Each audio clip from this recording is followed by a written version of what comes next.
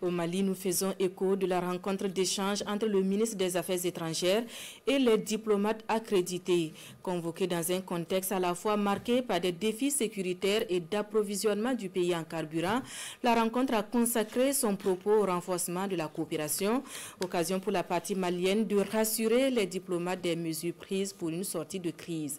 Le point avec Toumani Diabaté et Kadidia Toukone. Dans la salle de conférence du ministère des Affaires étrangères et de la coopération internationale, l'ambiance était à la concertation.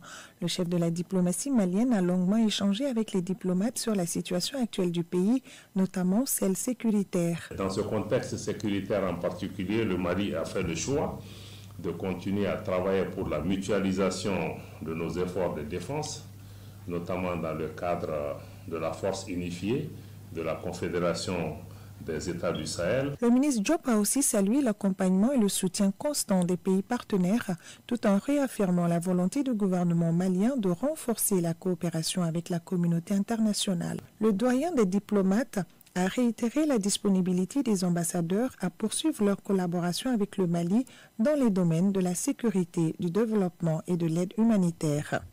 On behalf of the diplomatic corps accredited to the Republic of Mali, au nom du corps diplomatique, je souhaite réaffirmer notre disponibilité à poursuivre nos efforts en faveur du renforcement de la compréhension mutuelle, du développement des relations bilatérales et multilatérales, ainsi que de la promotion d'actions conjointes tendant à assurer la paix, la sécurité et la prospérité du peuple malien. Selon plusieurs participants, les échanges ont été francs et constructifs, une initiative qu'ils considèrent comme un signe d'engagement de la part des autorités maliennes. Les États-Unis se tiennent à côté du peuple malien.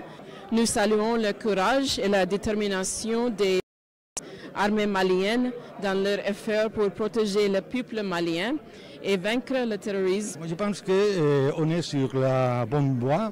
Le gouvernement a pris les taureaux par les cornes et ils ont pris des décisions. Ils sont en train de se débrouiller de la façon la plus honnête et la plus efficace. Les diplomates ont aussi rendu un hommage au peuple malien pour sa résilience et son courage.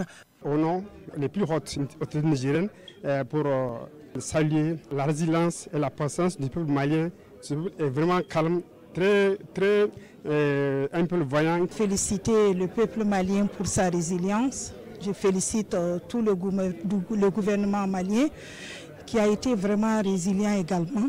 Cette situation va passer, Inch'Allah.